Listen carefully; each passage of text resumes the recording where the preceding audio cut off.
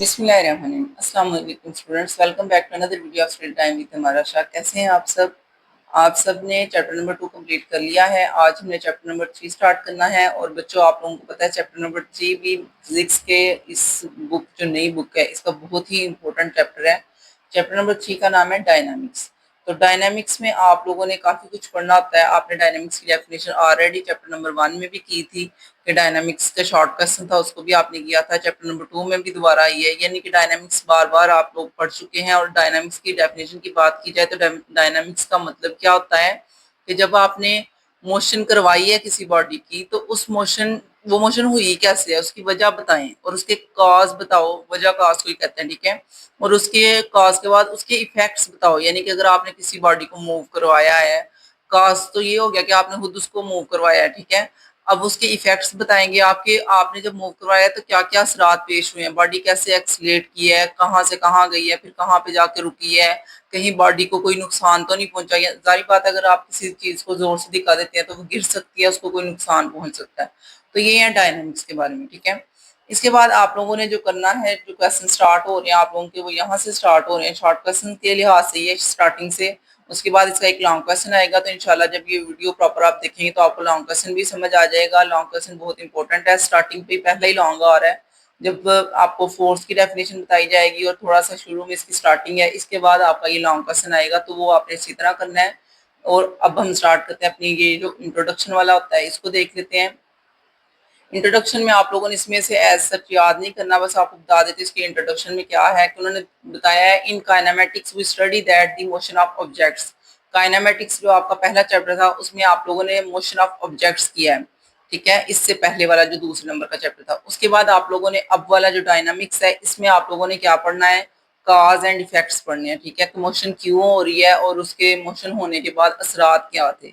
If the position velocity and acceleration were known at any time, यानी कि आपको velocity का, पोजीशन का, एक्सीलरेशन का पता है किसी भी टाइम पे, then the position and velocity of the moving body at another time could be completely describe. तो सारी बात है, जब आपको पहले टाइम का पता था कि वेलोसिटी उस टाइम पे क्या है, एक्सीलरेशन क्या है, पोजीशन बॉडी की कहाँ है, तो जब टाइम गुजरने के बाद बॉडी की पोजीशन बदल गई है, उसकी वेलोसिटी भी चेंज हुई है, उसने एक्सीलरेशन भी अपना बदला है, तो वो भी आपको कंप्लीटली पता चल जाता है। But one of the things left, लेकिन एक चीज जो है वो इस सारी बातों में वो छूट जाती है। वो बात क्या है, the discussion was the cause of acceleration produce. अब ये चीज रह गई थी, वजह क्या है, काज। मैंने बोला था ना कि इस चैप्टर में आप लोगों ने वजह पढ़नी है, काज पढ़ना है। तो वो काज, वजह क्या है, क्यों एक्सीलरेशन रह जाता है, हमने क्यों एक्सीलरेशन को डिस्कस नहीं किया, वो हमने यहाँ पे करना है। Produce in the bodies, body में पैदा कैसे हुआ है वो बात।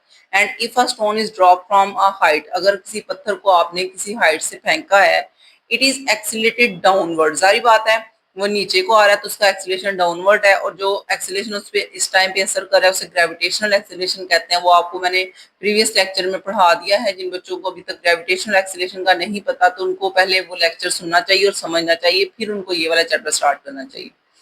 It is it is because the earth exert a force of gravity. ये क्यों हो रहा है, क्योंकि अर्थ आपको फोर्स ऑफ ग्रेविटी की वजह से खींच रही है किसी भी स्टोन को, या आप अगर गिर रहे हो या कोई भी बॉडी गिर रही है उसको जमीन, जारी बात है, किसी फोर्स से खींच रही है। When we drive a car or motorcycle, इसी तरह जब आप कोई कार या मोटरसाइकिल चला रहे हैं, the engine exert a force which produce acceleration। तो सारी बात है, जो इंजन है वही एक्सीलेशन पैदा करेगा जिसकी वजह से गाड़ी चलेगी।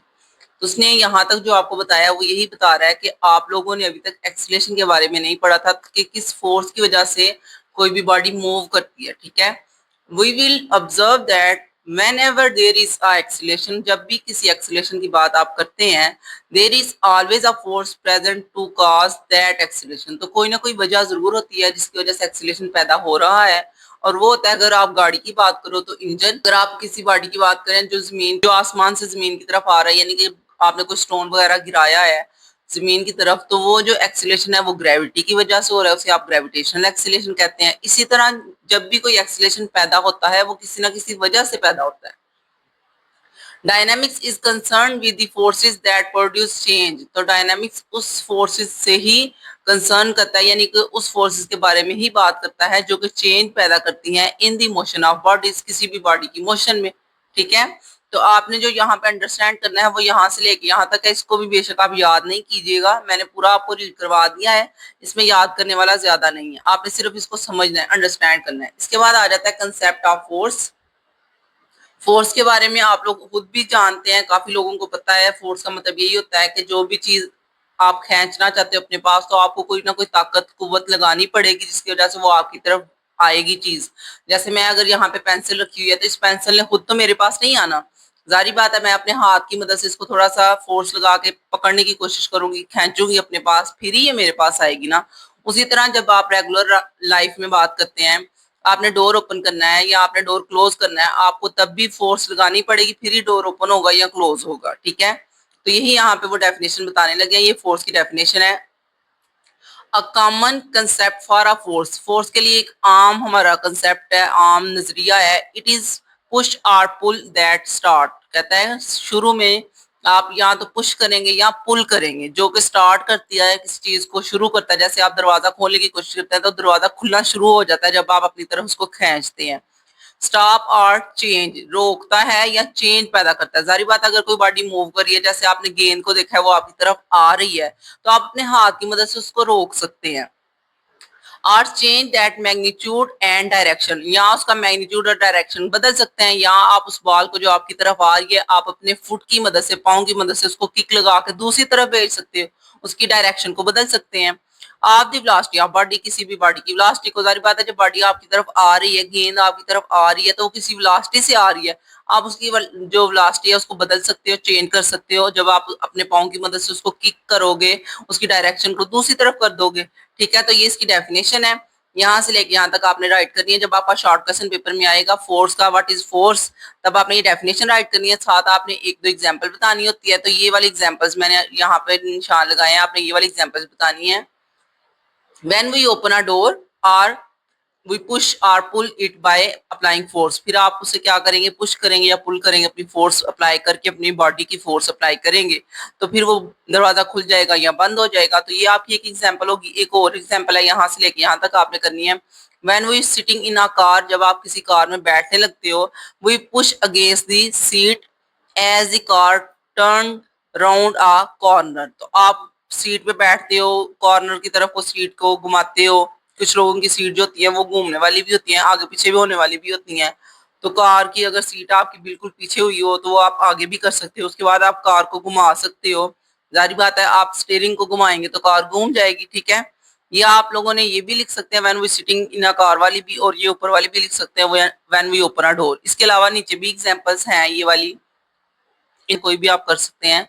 Force transfer energy to an object, force क्या करती है, अपनी एनर्जी को ट्रांसफर करती है ऑब्जेक्ट के पास, यानी कि जिस भी ऑब्जेक्ट को आप चाहते हैं कि वो मूव करे, तो फोर्स जो होती है वो एनर्जी देती है उसको कि वो मूव करे। जैसे आप किसी बॉल को किक लगाओगे तो आप अपनी एनर्जी उस बॉल को दे रहे हैं ताकि वो बॉल आगे की तरफ मूव करे।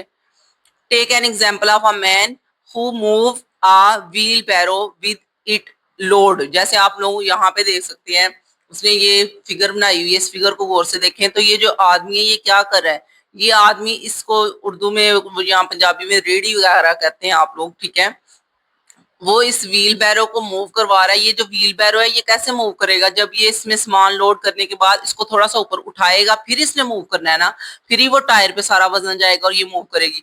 अगर ये ऐसे ही सीधी रख के इसको मूव करवाएगा तो ये जो इसके स्टैंड है ये जमीन से रगड़ खाएंगे, तो जारी बात है फिर इसको मूव करने में मुश्किल पेश आएगी। मूव तो भी फिर भी कर सकती है, यानी कि हिल तो वो सकती है, लेकिन ये है कि जब आप इसको इस तरह मूव करवाएंगे तो ये इतना ज्यादा मूव नहीं करेगी और आपको भी फोर्स ज्यादा लगानी पड़ेगी क्योंकि फ्रिक्शन आ रही है। फ्रिक्शन भी आप लोग इसी चैप्टर में, या हो सकता है अगले चैप्टर में है कहीं फ्रिक्शन के बारे में, वो भी आप पढ़ेंगे। तो आप लोग क्या करेंगे, इसको थोड़ा सा ऊपर की तरफ उठाएंगे ताकि ये सारा वजन इसका टायर पे आए, और ये टायर की वजह से जो है ना, वो टायर को, आपको पता है टायर जो है वो स्पीडली घूमेगा, तो वो घूमेगा तो फिर आगे की तरफ जो आपकी ये जो है ना मूव करेगी व्हील बैरो, ठीक है। तो यहाँ पे इसकी व्हील बैरो की भी एग्जांपल है, आप ये भी देख सकते हैं। इसको पूरा रीड कर लीजिएगा, मैं पूरा नहीं रीड करवाती क्योंकि इसमें याद करने वाला नहीं है, एग्जाम्पल है तो आपने एग्जाम्पल के तौर पे ही करना है। इसके बाद आपका लॉन्ग क्वेश्चन आ जाता है। ये बहुत इंपॉर्टेंट लॉन्ग क्वेश्चन है, मैंने ऊपर लिख दिया। ये लॉन्ग भी आ सकता है, शॉर्ट भी आ सकता है। अगर अलग अलग बात करें इनकी, तो तीन चार इनकी ये एग्जांपल्स होती हैं जो अलग अलग डेफिनेशन में शॉर्ट क्वेश्चन के तौर पे आ जाती हैं। और अगर लॉन्ग क्वेश्चन की बात करें तो ये लॉन्ग क्वेश्चन खुद ही हैं। ये दो लॉन्ग क्वेश्चन है, एक नहीं है।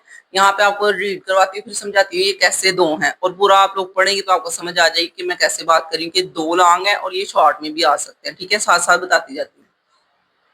There are two major types of forces. पहले आपने फोर्स की डेफिनेशन पढ़ी, इसके बाद आप ये भी बता सकते हैं शॉर्ट क्वेश्चन में कि फोर्स की दो मेजर टाइप्स होती हैं। एग्जांपल के नीचे आपको अगर एक्स्ट्रा टाइम अवेलेबल है पेपर में, आप एक्स्ट्रा कुछ लिख सकते हैं, तो आप ये बता सकते हैं कि फोर्स की दो टाइप्स होती हैं। एक होती है कॉन्टैक्ट फोर्स और एक होती है नॉन कॉन्टैक्ट फोर्स। ठीक है, जस्ट आप इतना ही शॉर्ट क्वेश्चन में लिखना है, इसको लंबा नहीं करना। यहाँ शॉर्ट क्वेश्चन पेपर में ये आ सकता है कि define force and right it's two types, तो आपने फिर ये दोनों मेजर टाइप्स इनकी बतानी है। शॉर्ट क्वेश्चन जिस तरह भी पेपर में आ सकते हैं, मैं आपको थ्रू आउट वीडियो में साथ साथ बताती जाती हूँ, वो आप यहाँ पे इस साइड पे लिख लिया करें ताकि आपको याद आ जाए कि ये भी मैम ने क्वेश्चन बताया था, इसको भी हम एक दफा याद कर लें। ठीक है, तो आप यहाँ पे क्वेश्चन लिख लें कि आपका क्वेश्चन आ सकता है what is force and right it's two types. ऊपर वाला जो शॉर्ट क्वेश्चन था वो मैंने आपको बता दिया, आपका पेपर में आ सकता है व्हाट इज फोर्स। ठीक है, तो फोर्स की डेफिनेशन लिखे, साथ उसकी एग्जाम्पल दे दे एक या दो, और ये जो नीचे वाला है इसमें भी आपको पहले फोर्स की डेफिनेशन लिखनी पड़ेगी और फिर उसकी एग्जांपल देने के बाद आपको ये दोनों नाम लिखने पड़ेंगे कि दो नाम है इसकी, contact force and non contact force. ठीक है, अब आपको कॉन्टैक्ट फोर्स के बारे में बताती हूँ कि कॉन्टैक्ट फोर्स क्या होती है। ठीक है, बच्चों का ये सवाल होता है कि कॉन्टैक्ट और नॉन कॉन्टैक्ट फोर्स दोनों क्या है। तो कॉन्टैक्ट फोर्स का नाम से ही पता चल रहा है, कॉन्टैक्ट मतलब किसी चीज के ताल्लुक में आना। अगर ये पेंसिल यहाँ पे पड़ी हुई है तो इसने यहाँ पे ही पड़े रहना है, इसने हिलना नहीं है बिल्कुल भी, जब तक मैं इसे खुद नहीं हिलाऊंगी। तो जाहिर बात है मुझे अपना हाथ इसके साथ टच करना पड़ेगा।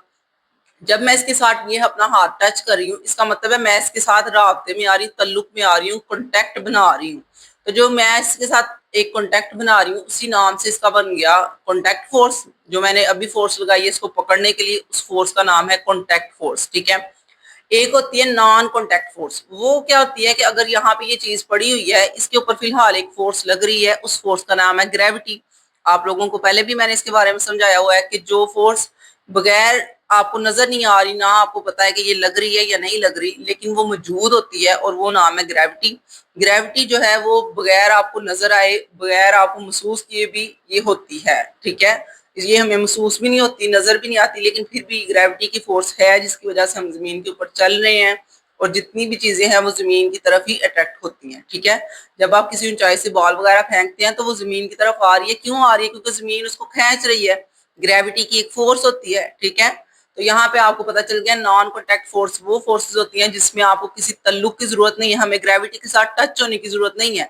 ये टेबल के ऊपर पड़ी हुई है पेंसिल, टेबल के ऊपर बुक पड़ी हुई है, ये जमीन के साथ बिल्कुल टच नहीं हो रही, लेकिन फिर भी जमीन इसको खींच रही है, तो उसका नाम है नॉन कॉन्टैक्ट फोर्स। तो यहाँ पे आपको कॉन्टैक्ट और नॉन कॉन्टैक्ट का बेसिक कंसेप्ट मैंने बता दिया कि कॉन्टैक्ट का मतलब ये होता है कि जब कोई चीज तल्लुक में हो, राब्ते में हो, आपका कोई मतलब आपने किसी बॉडी को पकड़ा है या टच किया, तो आप टच हो रहे हैं उस किसी बॉडी के साथ, तभी वो फोर्स पैदा होती है, उसे हम कहेंगे कॉन्टैक्ट फोर्स। और नॉन कॉन्टैक्ट का मतलब है जिसे आपको टच करने की जरूरत नहीं है, जैसे ग्रेविटी है।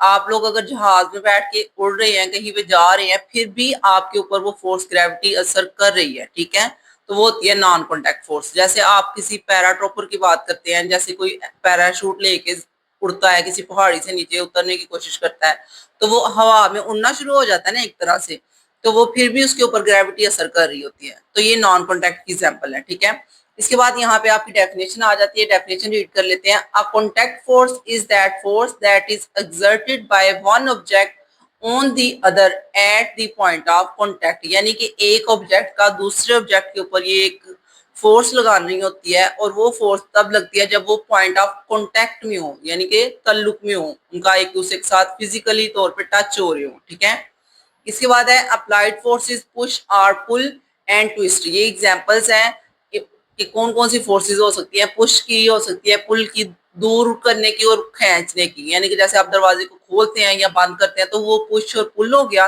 एंड ट्विस्ट, ट्विस्ट कहते हैं घुमाने को। ठीक है, जैसे आपने कपड़े जो होती हैं गर्ल्स, तो उनको पता होगा कि कपड़े निचोड़ना होता है, तो कैसे निचोड़ते हैं? हम घुमा के निचोड़ते हैं ना। उसी तरह अगर लड़के हैं तो उनको ये पता होगा कि जब आप लोग किसी पेच वगैरह को टाइट करते हो तो वो आप उसको घुमाते हो, ट्विस्ट करते हो, तो वो हो जाएगा ट्विस्ट की फोर्स। ठीक है, तो यहाँ पे आप लोगों का डेफिनेशन के बाद ये वाला जो तीनों एग्जांपल्स है ये हो गई हैं। अगर ये अलग से शॉर्ट क्वेश्चन आएगा तो आपने जस्ट डेफिनेशन लिखनी है और ये वाली एग्जांपल्स के नाम लिख देने हैं, या आप फ्रिक्शन का भी नाम दे सकते हैं, इसके अलावा आगे वाली भी है वो भी दे सकते हैं, ठीक है।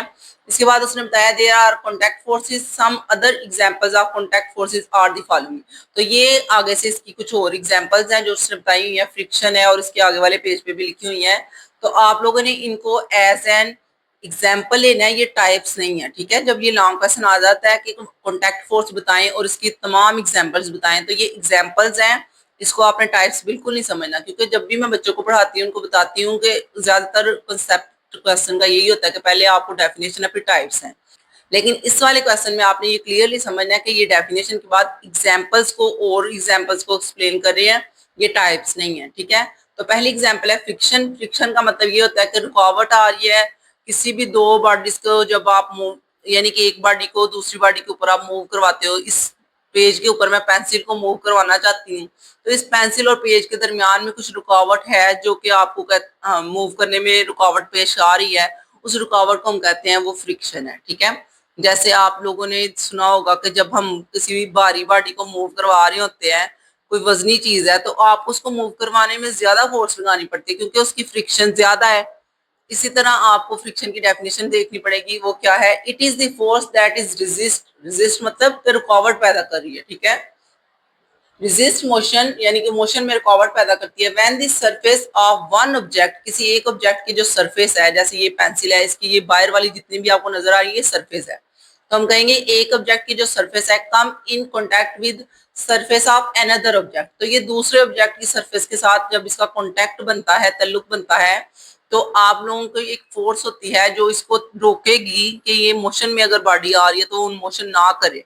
अगर कोई बॉडी रुकी हुई तो वो रुकी रहे, अगर कोई बॉडी रुकी हुई है तो वो रुकी ही रहे, तो उसको हम कहेंगे कि ये फ्रिक्शन है। अगले पेज पे इसकी एग्जांपल्स हैं, वो भी दिखा देती हूँ आपको।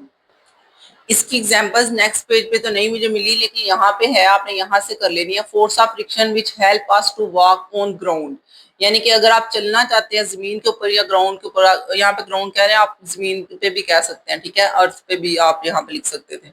जब आप चलना चाहते हैं किसी ग्राउंड के ऊपर, तो आपको जो चलने में हेल्प कर रही है वो फ्रिक्शन कर रही है। जाहिर बात है, अगर आपने देखा होगा जब बारिश वगैरह होती है, जगह गीली हो जाती है, तो आपको चलने में मसला आता है, आप लोग फिसल रहे होते हो। वो फिसलते क्यों? क्योंकि फ्रिक्शन कम हो जाती है। तो जितनी ज्यादा फ्रिक्शन होगी उतनी आराम से आप चल सकेंगे, लेकिन जितनी कम होगी तो आप वो फिसलेंगे। आप जैसे आपने पानी गिराया हो तो आप फिसल रहे होते हैं ना फर्श के ऊपर, वही आपको बता रहे हैं कि फ्रिक्शन कम हो जाएगी तो आपको चलने में मुश्किल आएगी, फ्रिक्शन ज्यादा होगी तो आप इजीली चल सकेंगे। बाद आप लोगों की नेक्स्ट है ड्रैग। ड्रैग का क्या मतलब है, इसकी डेफिनेशन देख लेते हैं। The drag force is the resistance force caused by motion of a body through a fluid, यानी कि जब आप लोग किसी पानी वाली जगह से गुजर रहे हैं या पानी में आप लोग तैर रहे हैं, तैराकी कर रहे हैं, तब आपको जो एक रुकावट पेश आती है, वो जो पानी की रुकावट है, पानी की फ्रिक्शन है, उस फ्रिक्शन का नाम होता है ड्रैग फोर्स, ठीक है। It acts opposite to the relative motion of any object moving with respect to surrounding fluid, यानी कि अगर आप किसी पानी में, जैसे मछलियां वगैरह पानी में तैर रही होती हैं, तो उनको जो रुकावट पेश आती है वो पानी की है ना। पानी जो होता है वो कोशिश कर रहा होता है कि ये मूव ना कर पाए, ठीक है, तो वो रेजिस्टेंस आती है। रेजिस्टेंस जो पानी की वजह से आ रही है उसे हम कहेंगे वो ड्रैग फोर्स है। अगर आप जमीन की बाकी चीजों की बात कर रहे हैं तो वो फ्रिक्शन है, लेकिन जब आप पानी में बात करें कि आप पानी में तैर रहे हैं या मछलियां वगैरह तैर रही हैं, तो उन यहाँ आपकी कश्ती है, जो आप लोगों ने सुना होगा कि बोट्स वगैरह होती हैं जो पानी में चल रही होती हैं, वो फ्रिक्शन पेश आती है आगे से मूव करने में, वो फ्रिक्शन जो है उसका नाम होता है ड्रैग फोर्स, ठीक है।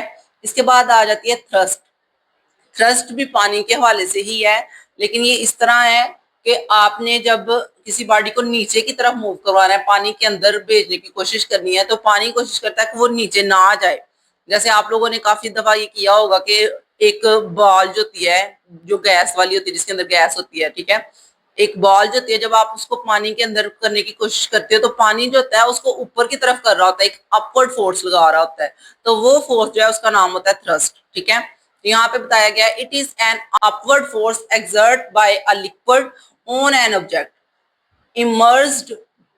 कहते हैं जब कोई चीज को आप डुबाना चाह रहे हो, ठीक है, इमर्ज इन इट, यानी कि जब कोई चीज आप अंदर की तरफ पानी के अंदर डुबाना चाह रहे हो उसको, तब जो फोर्स पानी ऊपर की तरफ को लगाता है उस फोर्स का नाम है थ्रस्ट। ठीक है, ड्रैग कहते हैं वो फोर्स है जब आप तैर रहे हैं तो आपको पानी फोर्स लगा रहा है, वो ड्रैग होगी। और थ्रस्ट कहते हैं जब आप किसी चीज को अंदर की तरफ भेज रहे हो, डुबाने की कोशिश कर रहे हो, तो पानी ऊपर की तरफ फोर्स लगा रहा है, वो थ्रस्ट है। ठीक है, when we try to immerse an object in water we feel an upward force exerted on the object। तो जारी बात है जब आप किसी बॉडी को नीचे की तरफ पानी के अंदर करने की कोशिश करते हो तो पानी उसको ऊपर की तरफ फोर्स लगाता है। जब आप बॉल को नीचे की तरफ करने की कोशिश करेंगे थोड़ी देर तक, जब तक आप फोर्स लगा रहे हैं वो नीचे को जाएगा, लेकिन जैसे ही आप फोर्स यानी कि अपना हाथ पीछे कर लोगे फौरन आपकी जो बॉल है वो ऊपर की तरफ आ जाएगी। वो कैसे आ रही है ऊपर? वो पानी की फोर्स है जिसको ऊपर की तरफ ला रही है। This force increase as we push the object deeper into water. तो ये फोर्स बढ़ती जाती है, जितना ही आप नीचे बॉल को लेके जाने की कोशिश करेंगे उतनी फोर्स बढ़ जाएगी। A ship can float in the sea due to this force which balance the weight of the ship. ये जो शिप होते हैं, जहाज वगैरह होते हैं जो पानी के ऊपर चल रहे होते हैं, ये पानी के ऊपर किस वजह से चल रहे हैं? क्योंकि उनका वजन काफी ज्यादा आता है और वो पानी के अंदर जाने की कोशिश करते हैं, लेकिन पानी उनको ऊपर की तरफ कर देता है। जो फोर्स ऊपर को लगाता है उस वजह से ही वो जो है वो पानी के ऊपर चल रहे होते हैं शिप। इसके बाद जो नेक्स्ट आपकी डेफिनेशन है वो है नॉर्मल फोर्स।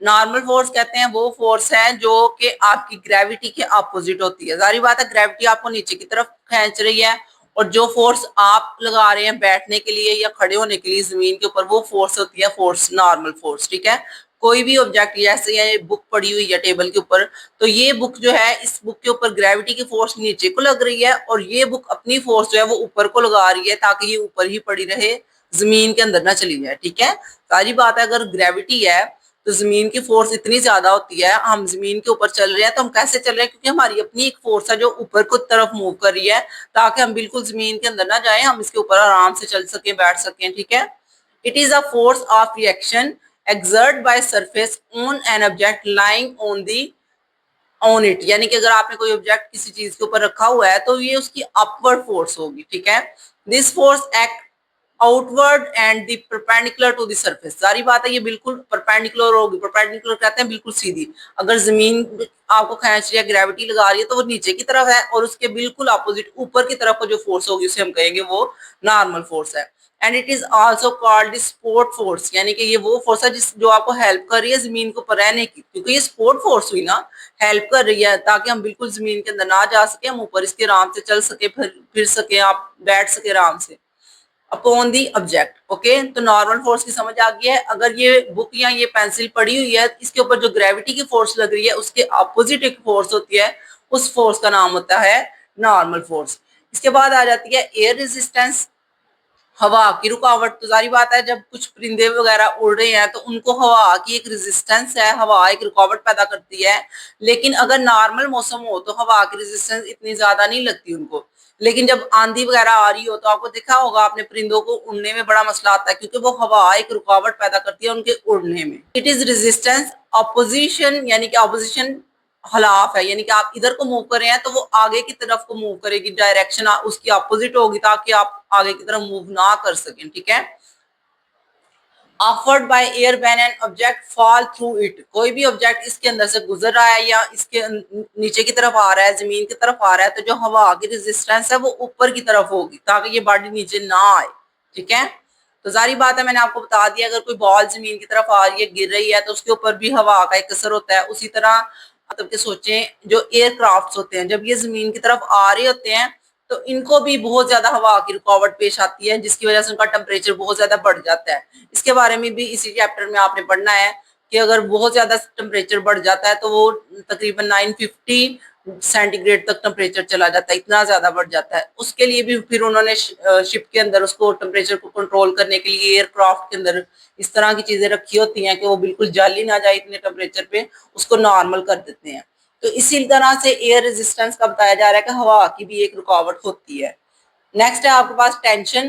टेंशन कहते हैं ये वो वाली टेंशन नहीं आपने समझ लेनी जो मतलब कि आपको टेंशन बड़ी हो रही है वो वाली है, ये वो वाली टेंशन नहीं है। ये इस टेंशन को हम क्या कहते हैं, इसको रीड आउट कर लेते हैं। It is the force experience by a rope. Rope कहते हैं किसी रस्सी को। When a person or load push it, इसका मतलब ये है टेंशन फोर्स का कि जब आपने किसी चीज को रस्सी से बांधा है, उसके बाद आपने रस्सी को खींचना शुरू किया है, तो जारी बात है रस्सी जब आप खींच रहे हैं तो उसमें तनाव आ जाता है, बिल्कुल खिंच जाती है वो, ठीक है। तो वो जो तनाव आता है, जो वो बिल्कुल स्ट्रेट हो जाती है रस्सी, उसको कहते हैं टेंशन, ठीक है। जब आपने कभी किसी चीज को बांध के रस्सी से खींचा होगा तो बिल्कुल रस्सी एक स्ट्रेट लाइन में हो जाती है ना, बिल्कुल सीधी हो जाती है, तो उसको वो कह रहा है टेंशन की वो फोर्स है, ठीक है। नेक्स्ट है आपके पास इलास्टिक फोर्स। इलास्टिक फोर्स क्या है? वो फोर्स है जिसे हम कह सकते हैं कि किसी चीज में आपने वो घरों में कपड़ों में इलास्टिक तो डाली होगी ना, आपको पता है वो उसको खींचे तो वो लंबी हो जाती है और छोड़े तो वो वापस अपनी ओरिजिनल जगह पे आ जाती है। उसी तरह ये भी इलास्टिक फोर्स है।